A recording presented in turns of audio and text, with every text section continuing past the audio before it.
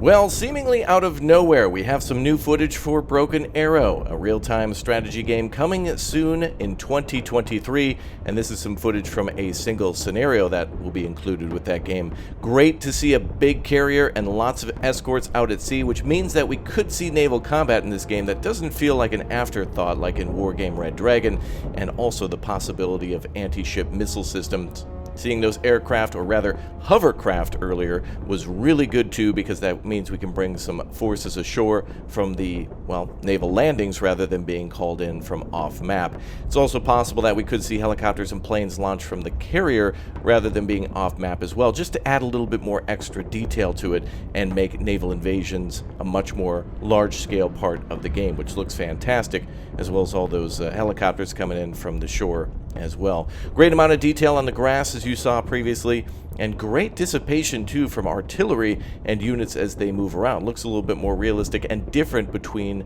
the types of smoke and dust and destruction that you may be used to seeing in a lot of these games as well. Interesting to see the logistics moving in and being able to resupply units with containers, and there could be maybe perhaps a level of stealth to those units. I'm not sure if that could be something where a vehicle could possibly hide out in the open or rather blend in with civilian traffic, but that could be a thing used in this game. And I'd love to see more detail for supply chains and linked logistics, which is of course present in World in Conflict, where this game of course feels a lot like World in Conflict with the more large-scale cities and big buildings that are not present in Warno or Wargame, but certainly the outside of the cities, the suburb areas and the farms and fields certainly look a lot like Warno and Red Dragon as well. Speaking of this helicopter here, I hope we get the ability to refund costs for transports too,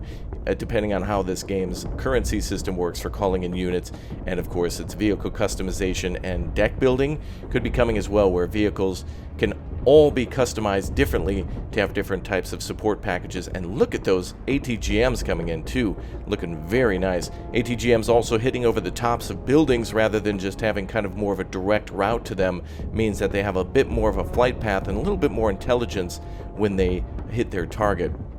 Another thing that's noticeable here is that wrecked buildings are still standing after combat, and so rather than it just kind of crumbling into the ground, it really feels like you're fighting over a city that, well, even though destroyed, is still worth fighting over and could still pose an obstacle for your forces moving forward. Great to see vehicle micro, an example being that helicopter there, of course moving in on the fly and attacking in a gun run rather than just sitting still, and the tank from previous and just now kind of being microed to move behind buildings to escape line of sight and kind of attack from a different angle. And it's great to see anti-aircraft systems in this game, though this part here, the anti-air and the air-to-air, looking extremely similar to Wargame, although I'm not exactly sure how things could be done differently. Perhaps a greater increased amount of range for these aircraft for air-to-ground and air-to-air and ground-to-air combat, and a lot of use of counter-artillery in this game I think will be a part of it as well. As you can see, a lot of what probably would be mortars coming in, perhaps rocket artillery too, firing off and landing on its target. But this city here really reminding me of some of the end Seattle battles in World in Conflict, and this game is a great combination of what I've loved about Eugen system games and also the hope and promise of perhaps one day seeing a World in Conflict game again. But Broken Arrow, out in 2023. Let's watch the real trailer now.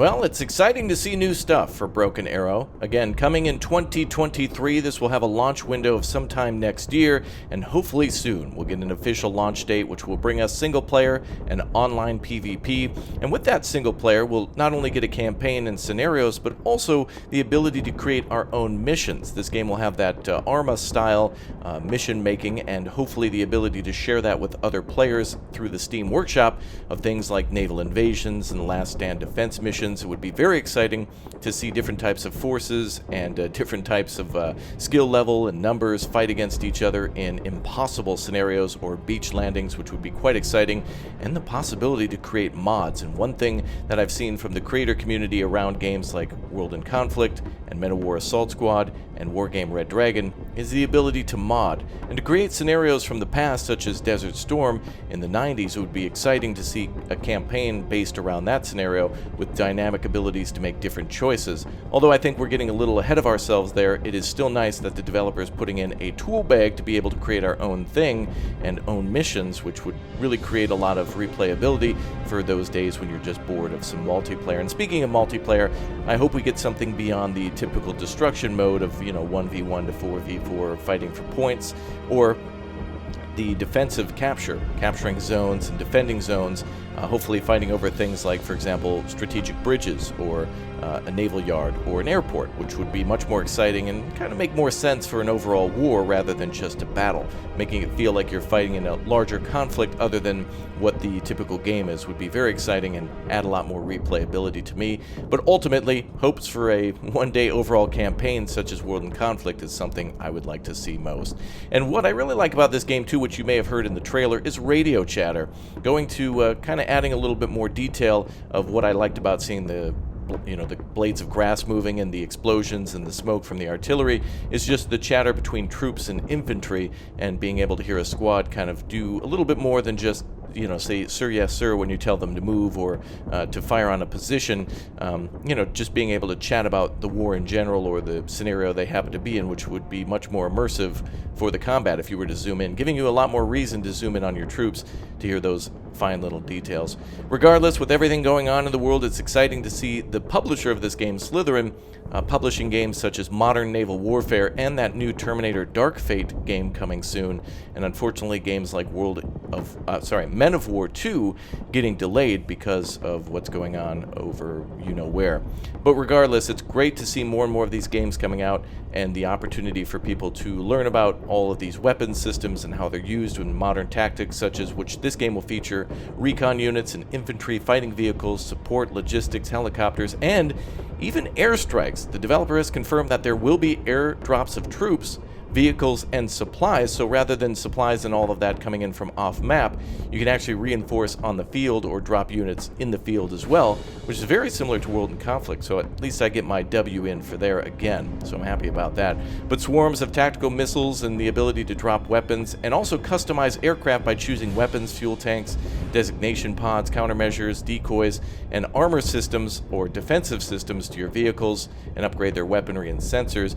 and the ability for special forces to have a wide variety of equipment such as suppressors, thermal optics, reconnaissance, drones, etc., to make them very powerful behind enemy lines. Well, everybody, that's it for now from me. Thank you very much for subscribing to the channel. Please do leave a like if you're excited to see more of Broken Arrow, and thanks again for becoming members to support the channel no matter what. I greatly appreciate your time. Thank you very much for leaving a comment down below, and I hope to hear your thoughts about the upcoming Broken Arrow and or many of the other games I mentioned today. Thanks for watching, take care, and have a good one.